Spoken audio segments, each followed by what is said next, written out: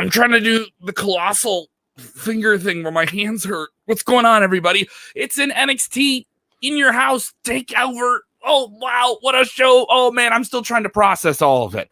What an amazing main event.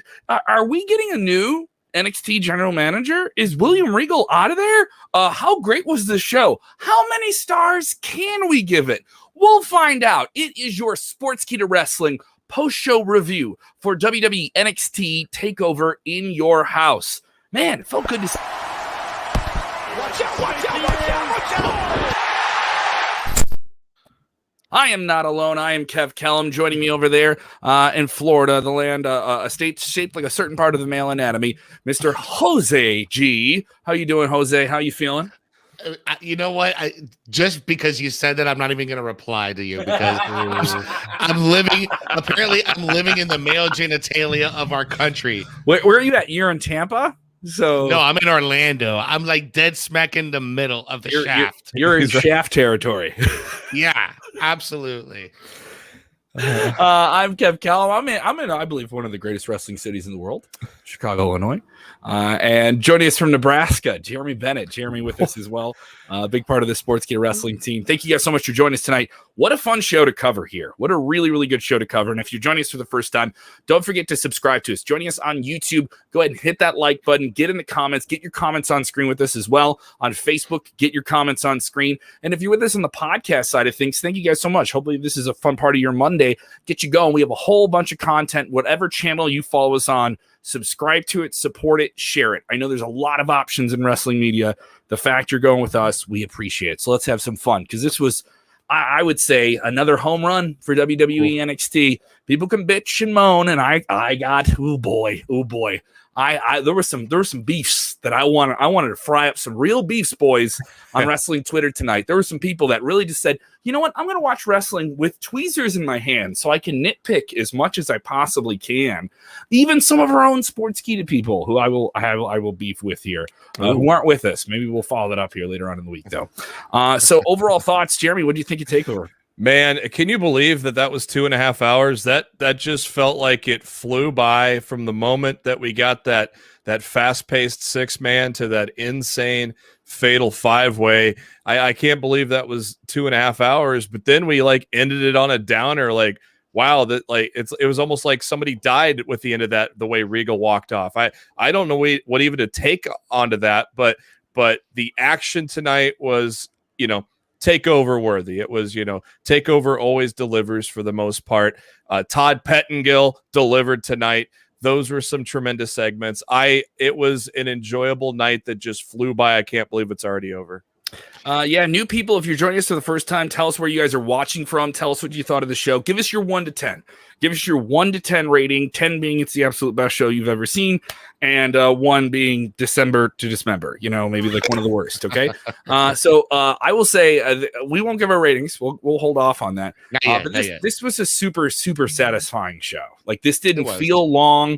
Nothing felt unimportant. Everything had some consequence or drive to it. Everything built to something, paid off something, or created something completely new to jump off of. So I really enjoyed that. Great opening match, a 6-man tag with all the titles on the line. Something that had been done in the past at an In Your House, which they tied in on the pre-show interviews. I was like, I didn't even remember that. And I was like, that's so clever how they tied that all together with a lot of footage like that. They were definitely saying hey, if you're a long diehard fan, we're going to have all this fun throwback stuff with Todd Pettingill and the Karate Fighters. But I also like the kind of sports oriented, this has happened at In Your House. We're going to do something like this again. Love this match. This is Bronson Reed's platform. All right. You may have a match with all these guys who can do all the high flying like MSK, like Escobar, but this was just the big man being the most dynamic, athletic big man, flying out of the ring, doing backflips, smashing people through hockey boards. This was his match, and he got the win, and he got the pin at the end. I thought the right team won. Interesting to see them go with such a big match to open the show. They each had their kind of matching gear. What do you think of it, Jose? I thought this was a very good match to open up the show. I was heartbroken because my team of Legado del Fantasma didn't win. However, you're absolutely right. This match was a display for Bronson Reed. Bronson Reed was the marquee person in this match. Everything was revolved around him. The gear was revolved around his gear on MSK. The cool thing also on Legado, they also all had matching gear. But it was a very fun and entertaining match. I thought a solid win for Bronson. But something that I was talking right before we went live with Jeremy is, if you noticed the crowd reaction for MSK, you can kind of hear that the crowd reaction is starting to turn on MSK. Very in favor for Bronson Reed, but starting to turn for MSK. Did you get that, Jeremy?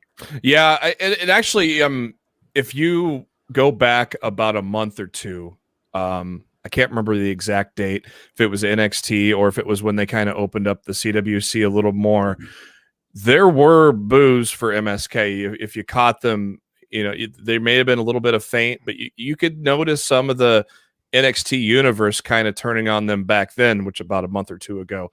And so, I don't know if it's the fact that they are getting so much so fast. I mean, they're a talented team. If you watch Impact Wrestling, you would be a fan of these guys. Nobody's arguing that, yeah. Yeah, the Rascals with Trey Miguel are tremendous. But I'm wondering if it's just their act, people are maybe just getting tired of the constant energy, and maybe they can turn that into a heelish, annoy people type of deal down the road.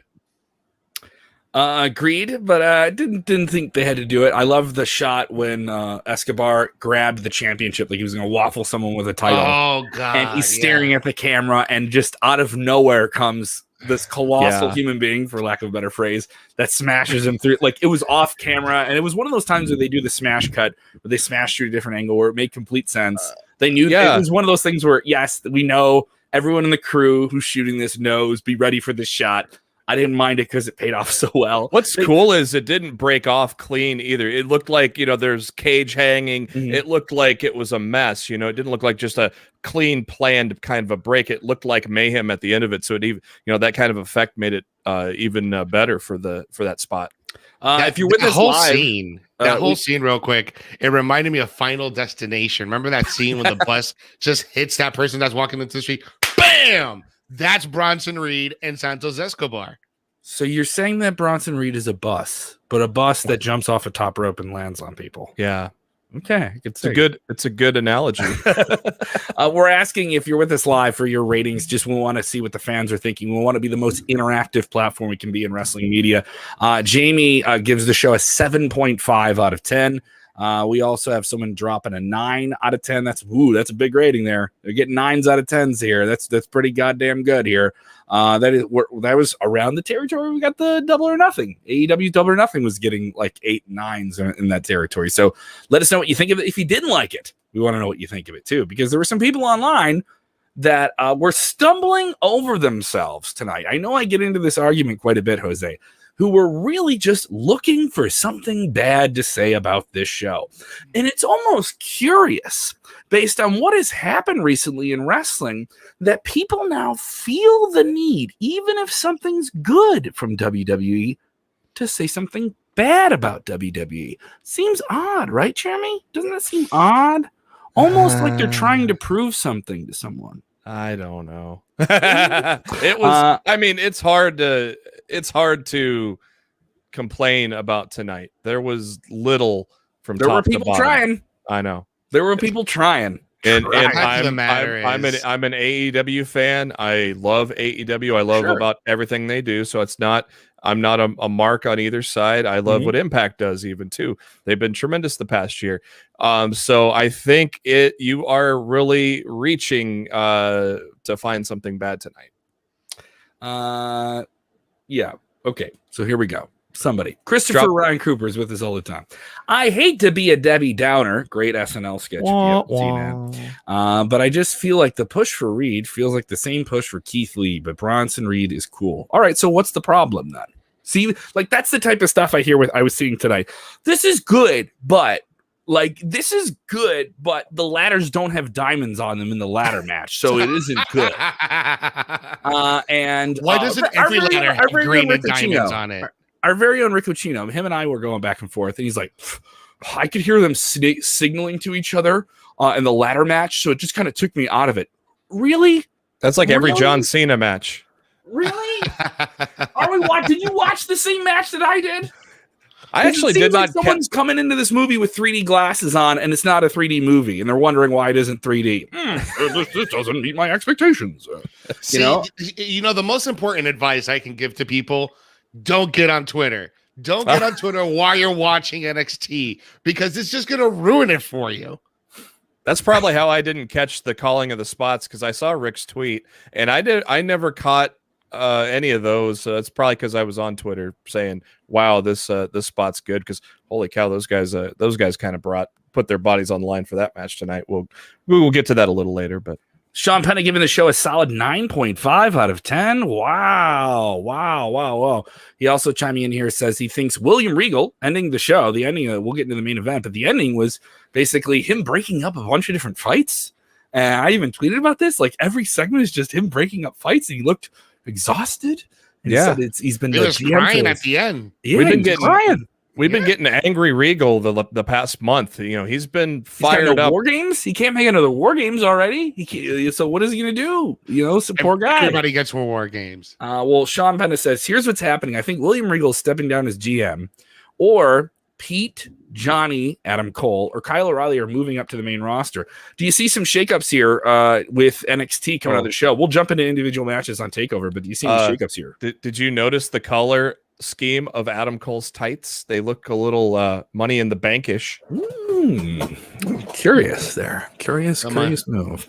Jose, jump in on this. What do you think? What about Gargano's gear? Shawn Michaels HBK gear. That was amazing. That was real good. That was dope. Shakeups. I don't know. I thought that we would get a shakeup if Karrion Kross would have dropped the title, and have Kross move up to the main roster. That's clearly not going to happen. I don't think we're going to have any shakeups from this takeover quite yet. Maybe after SummerSlam, because I think Cole and Karrion is what's going to be for SummerSlam takeover. I think you could have an NXT guy in Money in the Bank and not formally commit him to the main roster. Yeah, they've done it before. They've been kind of shying away from that and really separating the brands out. But you have NXT guys in the Royal Rumble. I don't see why there's any reason you can't have them in a big group, like a big, the big all-star game, if you will, that Money in the Bank can be. So I have no opposition against that. So does that mean, hypothetically, let's say the NXT guy wins, can he pick any championship, including the NXT title? Why can not? He cash in, right? Why not? Let's jump into the second match of the night. Mercedes Martinez against the mysterious, ominous Tian Sha. They are really enjoying having a full crowd here. I think that has to be said here. This was one of what I thought they got a little quiet during the show, but the crowd was kind of into these elaborate big entrances that they did for TakeOver. This felt like a pay-per-view. They had the big elaborate set. They had big elaborate entrances. They had new costumes, new entrance gear. Tian Sha is over the top and cool. It's like the villain from Big Trouble in Little China. And they had a fun, fine, fair match. I mean, the whole show was really good. I would say it's probably of the matches, I would rank it the last. But it was still interesting. And it was more interesting what they did after the match. Tian Sha picks up the win, and then is going to smash Mercedes Martinez with a chair. Be even more ruthless as her ominous, wizard, dark wizard, Mean Lee, off in her throne at ringside, commands as such. And this Mercedes gets the chair. She beats up Tian Sha, and then she calls out that bitch. Come on, bitch. She had to make it really loud. They did this big wide shot, and then Tian Sha kind of chokeslammed her off of the platform into the hockey board with one hand. I thought that was pretty cool. I was hoping for a little bit more. What did you guys think of this? I thought this was... I enjoyed the post-match more than the match itself. I'm actually glad that Xia Li got this win, because I think it was very important for her to get this win on Mercedes Martinez.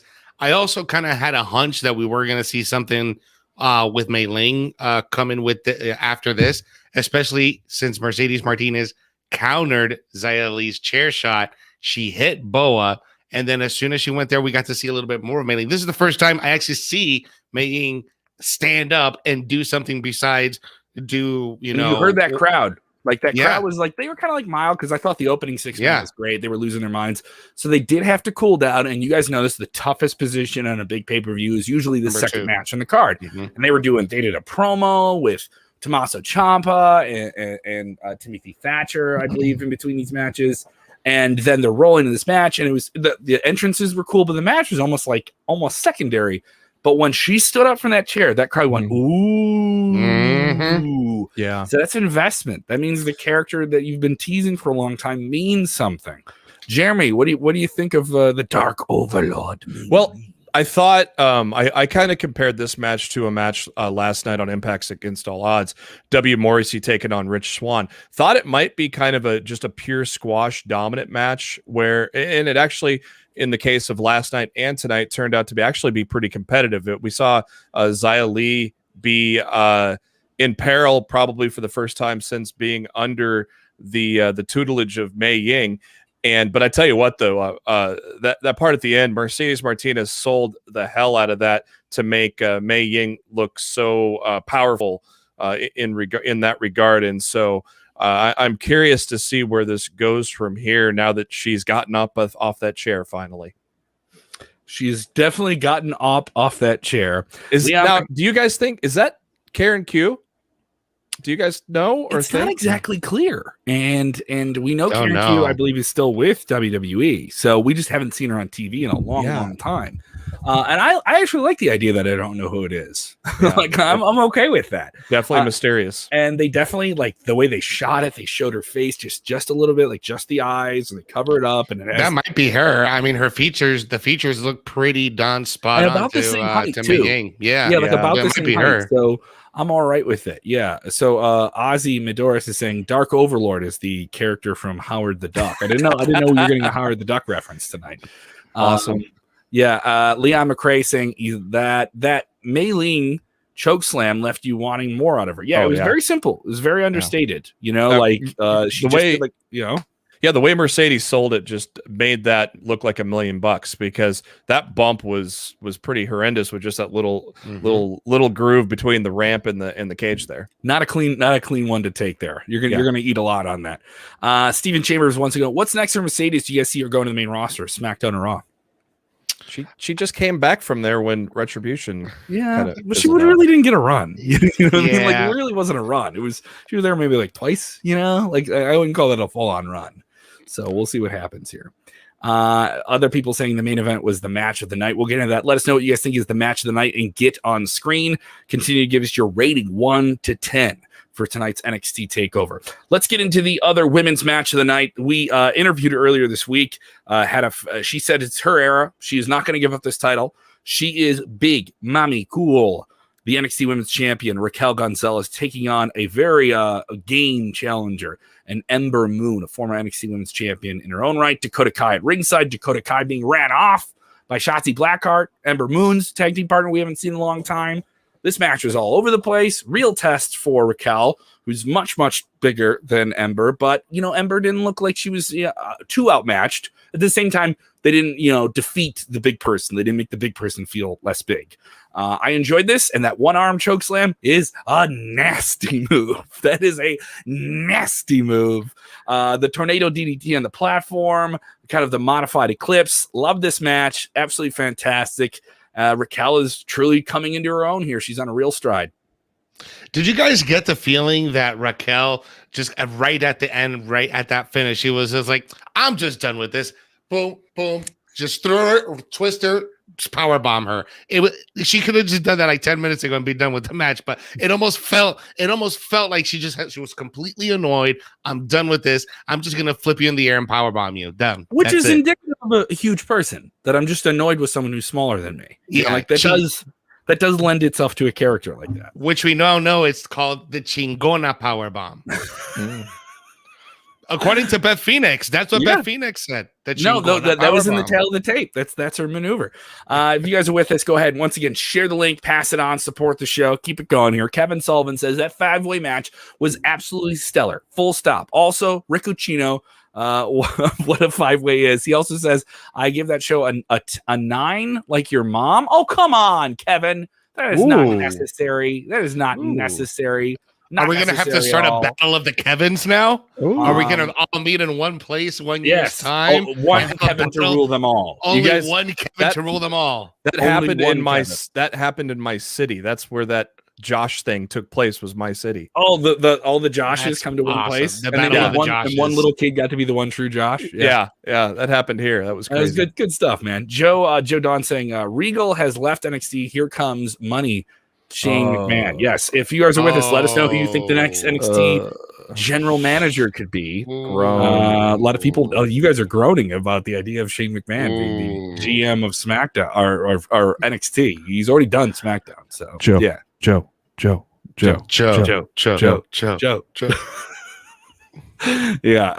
People also saying, what about Jameson? Remember Jameson? That'd be quite a name to pull out of the obscurity there. Let's get into this one. What I want to whoa, my screen just went like crazy here. Sorry about that. I want to talk about this. The $1 million championship ladder match.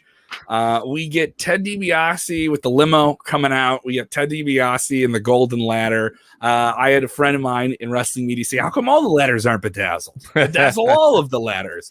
But they saved the bedazzled ladder for something special. It's so much more ferocious when you're hit with bedazzles. And this was really, really cool. Cameron Grimes taking on LA Knight. The winner gets to be the new $1 million champion. I'll say this. This is a vanity championship, for lack of a better phrase, but this is the vanity championship. I heard some people say, how come they don't make this like a Money in the Bank type deal? They didn't do that. I think they can. They can do it afterwards, but some people, they didn't do it at the pay-per-view. I love this. This is, to me, the best one-on-one singles ladder match I've seen in well over 10 years. I'm going to have to agree with you 100%. We've been conditioned so much with ladder matches, especially in WWE, even in AEW, where it's many, many people. It's many, many people, a lot of different ladders, a lot of frenetic action, which you kind of got in the 5-way at the end of the night. You had 5-way action, a lot of double teams, which that dynamic works well. But we haven't seen like a really good one-on-one ladder match where the ladders are this dynamic, brutal thing, and it's just two guys, and you can't just get a breakaway and roll out of the ring and like kind of recoup yourself. No, it's all you. This was a star-making performance for both guys. That crowd loved Cameron Grimes. He's was over. 400 fans losing their minds. You could hear them when they sang along with "To the Moon," and that was really, really good. I heard a lot of people angry that Cameron didn't get the win here, but I loved it. As I said, this is the best singles ladder match I've seen maybe since Shawn versus Razor Ramon back in the 90s. Like, it was that good to me. Yeah, it was well put. It was definitely, the plans were well laid out. The bumps these guys took, that neck breaker was just brutal on the while the ladder was kind of sitting on its side. The final bump that Cameron Grimes took, but you cannot deny my boy LA Knight. Yeah, you cannot deny LA Knight. Now let me tell you this. I understood why. Let me talk to you, Jeremy. Let me talk to you, dummy. I understand the hate that Grimes did not win this, but hey, I said this on my podcast this week because I predicted LA Knight. Yeah, I predicted him to win. Right here too. And it's because the babyface has to grind and chase to get what he wants. So he's not going to win that ladder match, his first chance to be DiBiase's guy. He's going to have to scratch and claw for it along the way. This feud, I don't think, is over with LA Knight. And I think that that's where LA Knight wins, and the babyface has to come up and get that long grind before he gets to where he wants. And man, that pop when he finally gets DiBiase's approval, maybe in front of a bigger crowd or whatnot, is going to be a tremendous story to be written. And in order for that story to be written, you have to start with the heel winning the title right now. Completely agree.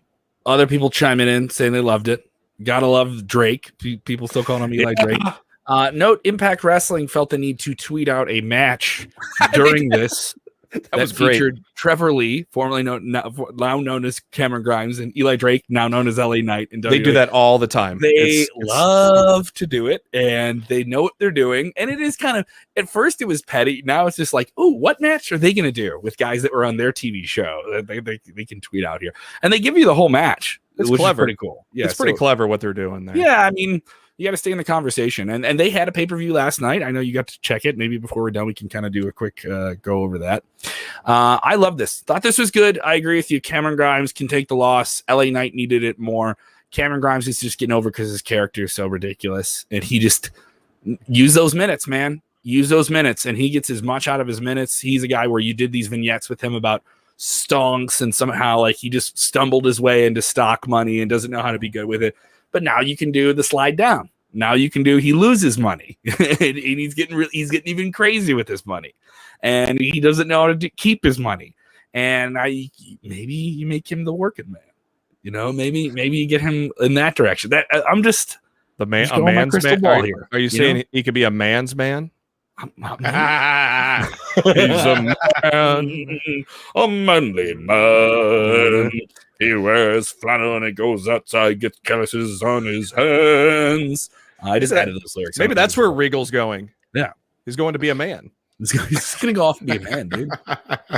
He needs to get back to being a man here.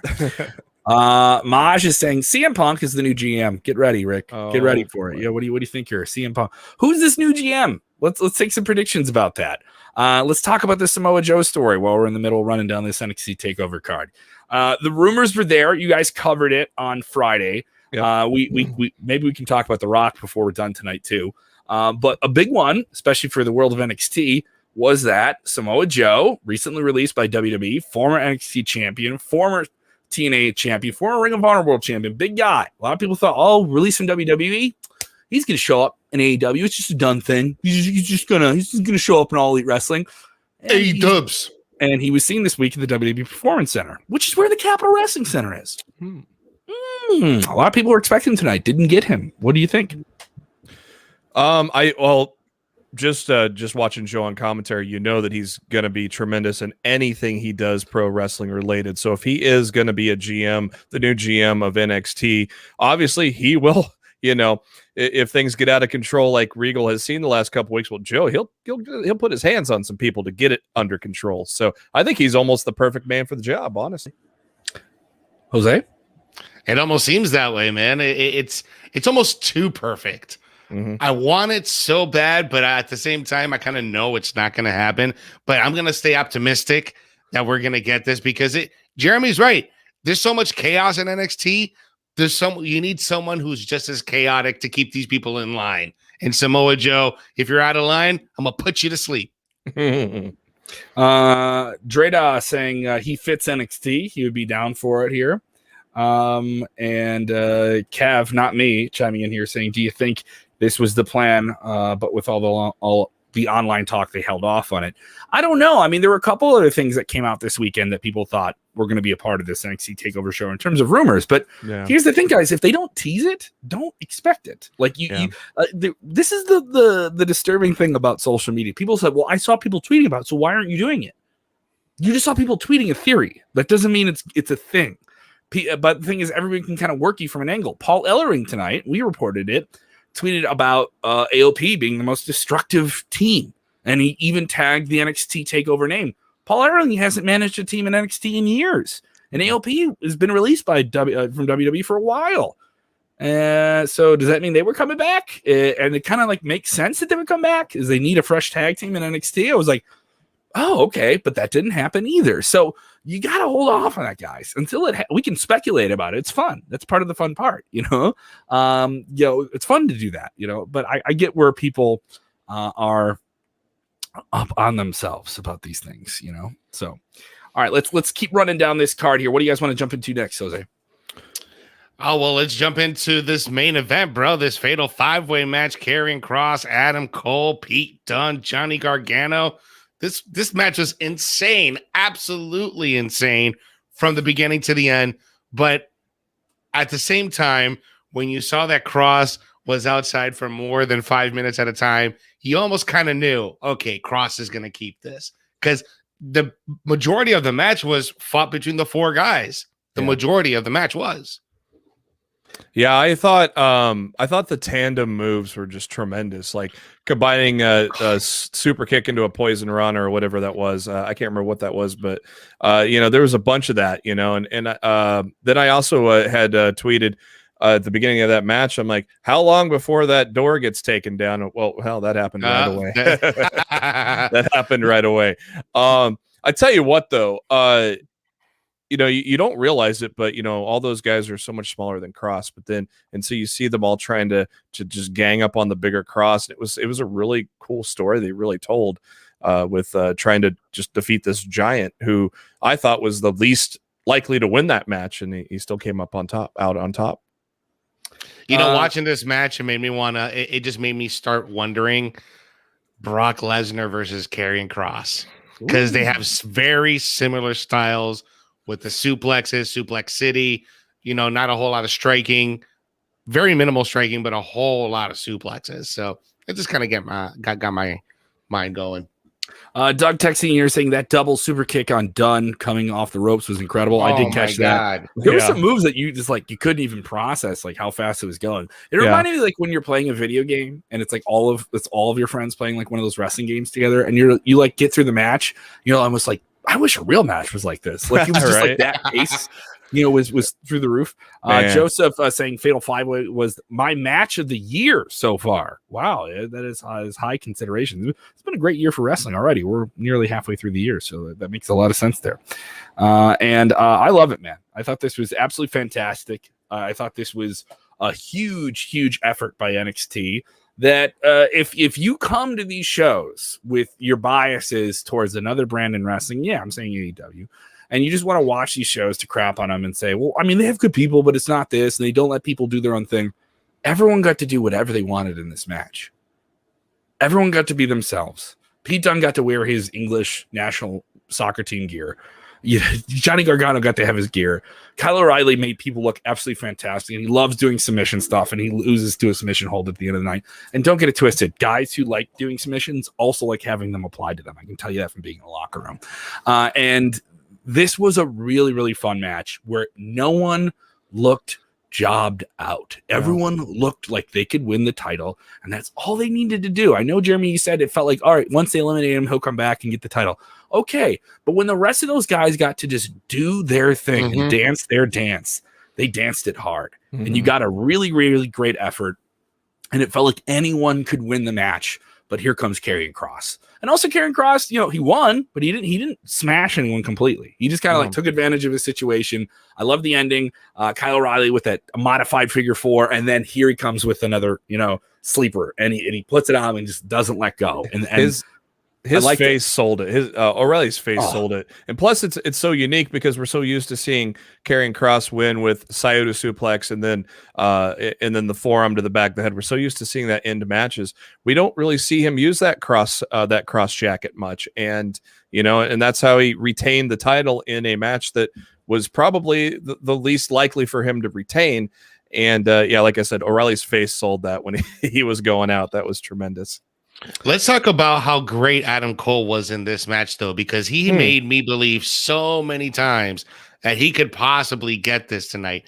He took out O'Reilly so many times. He took out Dunn so many times. Dunn had an amazing one-on-one go with Karrion Kross and with O'Reilly. The whole match was just amazing, just the entire thing. A lot of people want to talk about this. We do have to talk about it. Todd Pettingill was the host of the show. This is the In Your House show, so they do all the throwback things. And when they did In Your House last year, people really liked that they had Todd and Pettingill for a handful of segments. So they said, why not? Let's do more. And you got this fun thing that they did with Todd Pettingill as a host back in the 90s of him just being this backstage goofball who is always out of sync. And whoever wrote this material, people talk about bad writing in WWE. I'm going to tell you right now. This was written. Everything about this was written. The beats were all there. The things he got to say, the things other people got to say, and then he took it off the page and made it his own. And I thought this was really, really funny. Mackenzie coming out and saying when he was trying to present a VHS tape into a V. Oh, we don't use those. We don't use those anymore. Those old combo. Do they got some RCA cables? They got some RCA cables in the truck? Yeah, and he wanted to go get some RCA cables out of the truck. I thought that was very, very funny. And then come back to him, and he's like, "Someone took my Walkman. I have a Walkman. And he has brand new padded headphones." It was awesome. And then the Hit Row got to come in, the kind of the hip hop oriented new faction who's actually making their own songs. I think they're a very interesting faction too. That song is fire. If you haven't heard it, It's a good group. Fire. Yeah, and it is a good song. So they come in, they give him the record. He has to hold it like he's Jimmy Fallon or something. Like he's like, you probably have a record player. He's like, yeah, I do. I do have a record player. And then it was like, and it was genuinely funny. And his interactions with everyone backstage meant something. And also got people that didn't have a match on the show and like a credible little cameo. But let's talk Karate Fighters. Karate Fighters. Karate Fighters sponsored almost everything in WWE. It felt like for like 2 years in the 90s. When I was a little kid, I always wanted these Karate Fighters, and I couldn't find them anywhere. That and Castrol GTX. Yeah, it's just Castrol GTX and the pimple pad. Stridex. It was Stridex. Stridex. Oh, so, and what was that fat burner one? It was the Psycho Pro. No. It was another one. Stacker 2. Yeah, Stacker 2. Jesus. I took that one time. I think I was in college when I took that, and I started shaking after I took it. I'm like, yeah, better not take that again. People giving the show a 9 out of 10. Continue to give us your ratings here. Let us know what you thought of tonight's NXT TakeOver in your house. I loved it. We will get to our rating here in a minute, but Karate Fighters really, really, really fun. Man. Overall, just a fun dusting in the show. Yeah, Everything was great. Yeah, everything they did with Todd was great. Yeah, that was fun. Everything they did with him was perfect. It made me think, well, why don't you just hire him back? Why don't you just have him? Mind you, it may not be as special, right? But I would like to see a lot more of Todd Pettingill on the show. And I think some people online were saying the same thing as well. I thought this was a good show, guys. What do you think? Give us your rating, 1 to 10. You can do your points if you want to get specific. Jeremy, I'll let you go. I'm gonna give it a solid 9. It was not perfect from top to bottom, but there was nothing in the show that I hated. It wasn't a perfect show, so I'll give it a 9, just because we had a match of the year contender with the main event. That ladder match could even be in there as a match of the year contender as well. And then you had a very, very good 6-man and a very, very good women's title match. And even, even Mercedes and Xia Li, that was, a very competitive match for the 8 minutes it got. So there was nothing in there that made me say, what are they doing? This sucks. But it wasn't perfect. So I think 9's a great score. Mm-hmm. Yeah, I think I'm going to go 8.5 from my score. The only reason I'm giving it an 8.5, it would have been a 9, but Legado del Fantasma lost. So therefore it's going to be, it's going to be 8.5. However, my match of the night is going to be What is he? Are those some tweezers? Tweezers out. Gotta being nitpicky. But my favorite match of the night. Let me get it. Was that $1 million ladder match? One of my favorite ladder matches to date, just like what Kevin said. My favorite ladder matches of all time were The Rock and Triple H, Shawn Michaels and Razor, and now you can add this one to the list. Yeah. Yeah, I'm gonna be right there with Jose and give the show an 8.5 out of 10. I thought this was really, really good.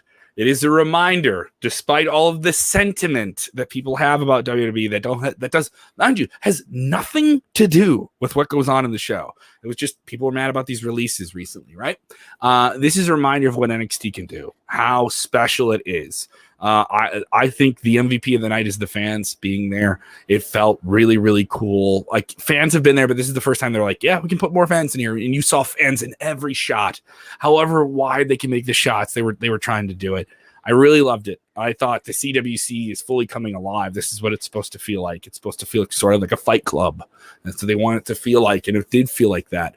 Everyone on the roster did something special. If you watch a pay-per-view and say, oh, they didn't do any title changes, so it sucks, let me get the tweezers again for you, because that doesn't indicate a show. That doesn't indicate a show being very good to you. That's you're inhibiting something. Then you're saying what something can't be is what if it, and then that's it. That's so limiting, and you wouldn't want to do that to any other wrestling show. Now I'll say something challenging, and this isn't bias. This isn't me being pro WWE. I'll say this. This show was better than AEW Double or Nothing. Significantly better. Not saying that show was bad, but this show is definitely a couple clips ahead of it in my eyes. Whereas that show had 5,000 people and everything on the show should have been bonkers, and some things in the show were okay. Miro winning the title, it was fine. It was cool. They did some cool stuff in it. And that show was really good. But it's not too better because NXT was wild. Both shows are great. And here's the thing to think about, guys. Wrestling is very good right now. Yeah. Raw sucks. Well, yeah. NXT's good. SmackDown's good. AEW's good. But people need to bitch. Don't tell me I can't bitch about something. I watched a bitch. So calm down. Get over yourself. The Thunderdome will be exploded soon, and you can see live wrestling again. I don't know if I can get tickets to Monday Night Raw. It's going to be here in the beginning of August. I think the one in Orlando just sold out. Yeah. So, I mean, that's crazy. Another thing to think about here, too, is like shows are going to start selling out. Yeah. And I think a lot of people who are bitching about wrestling going to have a different opinion maybe by the end of the summer. Don't you think, fellas? So good ratings, good thoughts here. Do want to get into this a little bit more of a roundup. I know you guys touched it on Friday, but The Rock heavily reported to come back for WWE again at Survivor Series, which is rumored to be at Madison Square Garden in New York City. How entertaining. 10 years later, he comes back in the same place he returned to before. Actually, it's not Madison Square Garden, it's Barclays. So New York City. Okay, yeah. There we go.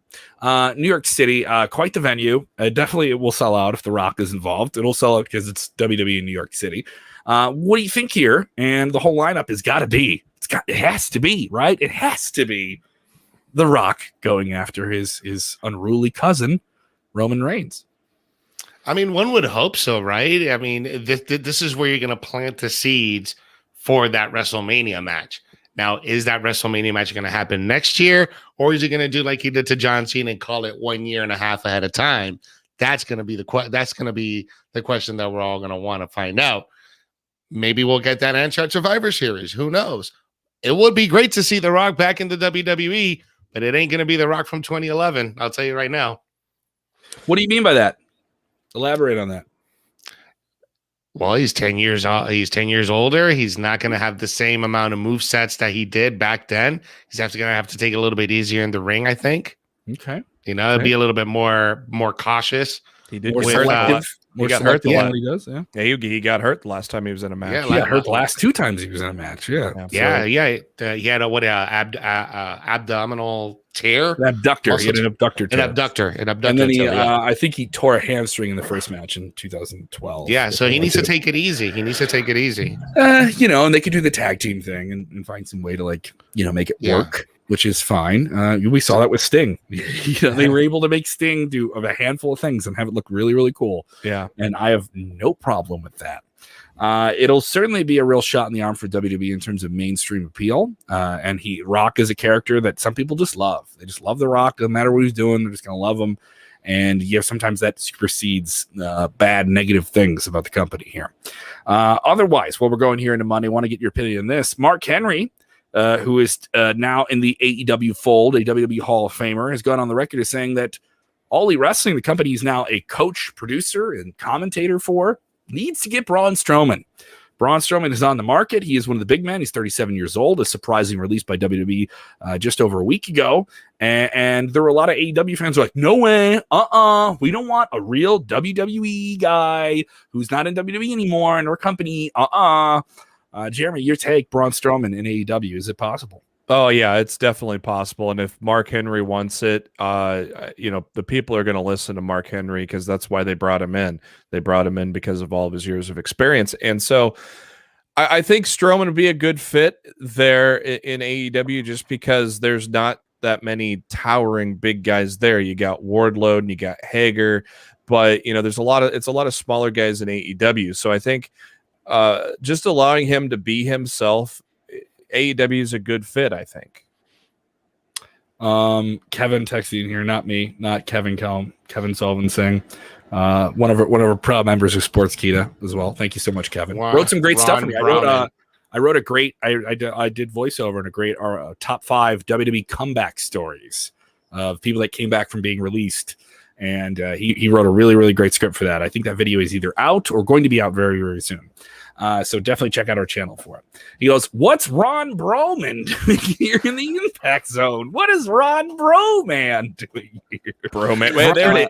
If Ron Broman makes his debut at Impact Zone, he better have the biggest stash. just completely shaven, just one big stash, curly, like the 1920s with the handlebars in it. Hey, come on. They can bring back. That's Dutch's gimmick, right, Jeremy? We can't do right. Yeah, no, but his is mixed with his beard. I'm just talking about straight. Oh, just shave off the beard. Only stash. Only stash. We've already had bromans in Impact Wrestling, so unless you bring back Robbie E and Jesse, to team with him. Definitely the market's wide open. We'll see some very interesting things this summer because the first batch of the releases, their names would come up sometime in July, and then this most recent batch of releases, their names would be open to the televised contracts that it gets signed right around the week of AEW All Out, which makes the timing of that very interesting. If you were going to release these people and you don't want them to go anywhere, I don't know why you do that. It's going to be, or maybe fun. That's why you did. Maybe that's why you did. Like, hey, if we're going to let you go and you could sign, you're going to be able to sign at the right time, and make a lot of money somewhere else. So go ahead, do it. It's going to be a crazy summer. Yeah, it can be very, very crazy. I do want to say this. I am going to be busy the week of AEW All Out. AAW going to be running the Logan Square Auditorium. Tickets are available for that right now. That'll be the Thursday before AEW All Out at the Now Arena in suburban Chicago. You want to spend some time downtown Chicago, really cool neighborhood, Logan Square neighborhood, very rock and roll neighborhood. Get your tickets for that while you can. AAWpro.com. That's AAWpro.com. Just had a very successful pay-per-view on Friday night. Crush and Destroy. We have new tag team champions, the Infamous. So very, very fun stuff with them. I'll be a part of the AAW Alive series online as well throughout the summer for them. And I'll be on stage doing some comedy. Last week of June, I'll be at Zany's, north side of Chicago. I'll be at Riddles. And I'll also be at the Comedy Shrine. Very, very busy. Jeremy, what you got going on, buddy? I know you're in the podcasting game. Yeah, we got myself and fellow Sportskeeda writer Matt Black. We are almost approaching episode 300 of Lost in the Midcard. We're getting there. We're in the 290s now. So that drops every Thursday. We record usually Wednesday, after Dynamite, but there hasn't been a Dynamite to go after. So, but yes, they got to get back to Wednesdays, man. If you've seen those ratings, oh boy. Man. But search for Lost. What was Fridays? Do y'all know? Around 500,000. So up a little bit. Yeah. So it's 2 weeks in a row too that they're at around that number. So it's not. But just search for Lost in the Midcard on the on either YouTube or podcast, and there we are. It'll come at you every Thursday. Jose, you're busy with Weekends of Wrestling. Am I correct? Always busy with Weekends of Wrestling, live every Thursday night at 8 p.m. on Facebook and on YouTube Live. This week, we're going to be interviewing 2 more talents that are going to be involved with the Pro Wrestling Action Show that's going to be going down June 27th here in Sanford, Florida. So make sure you guys tune in this Thursday. We're going to be having Layla Gray, who's the current champion for Pro Wrestling 2.0. She's going to be making her debut at Pro Wrestling Action. So she's going to be on there. That's going to be a great interview. Make sure you guys tune in. And then, as always, the daily news roundups here on Sportskeeda and our top story every afternoon with Kevin and myself. Yeah, and we're getting a little bit longer in the tooth. We want to keep those like 15 minutes, but that kind of becomes like our daily podcast for us too. If anyone remembers me from another wrestling website where I was, that had Zone in the name, we did a daily. So I'm pushing us to do more daily things. As the stories break, you diehards, you Nishad Jawaz, you James Espanto, Fernando Taguay. I say their names because your names mean something to me. You spend time with us every week. A lot of times that means something to me. And if you're watching our show for the first time and you're just a lurker, you watch and you don't comment, I want you in there. I want this. I don't have to be bigger than the Observer. Even if you do this, even if you come with your tweezers, okay, all right. Just make sure my brows look good. That's all I'm asking for. We appreciate it. We appreciate you guys. You keep saying that you want to. You keep saying that you want to keep it under 15 minutes, but as soon as these 90 days start coming up, man, all this news comes. You guys are going to be having an hour-long show every day, man. It's gonna and it always happens right before we go on air. It's 10 minutes, something happens. Boom. That Joe thing came literally like 15 minutes before we hit on Friday. Oh man, it's a fun time in the wrestling business, and we hope you guys are going to have fun this wrestling summer. Go out there, get tickets to your local independent wrestling organization. I'm going to say that they're going to need your support to keep going and build up the business as it is. For everybody here at Sportskeeda Wrestling tonight, you got to do the most important thing. You got to do it. All right, now, Jose, I would go to you with this critical sign off for the show. Critical sign off. But Jeremy has not been in the fold with us. And I think it is time, Jeremy, to ask you, the most important thing. You guys got to hit that like button that we're pointing at, all those things on the bottom. All right. Before we sign off, you have to hit the like buttons. You have to subscribe, share the link. You're in a wrestling group. All right. And then when you're done doing all of those things, Jeremy, you're watching wrestling. The most important thing you are supposed to do when watching wrestling, what is it? What 2 words are you supposed to do when watching wrestling? Don't know. Oh, Jeremy, I gave you the ball and you go over the end zone. Yeah, you threw me off with 2 words, so I'm okay. sorry. We say enjoy wrestling. And then I ask you, enjoy wrestling.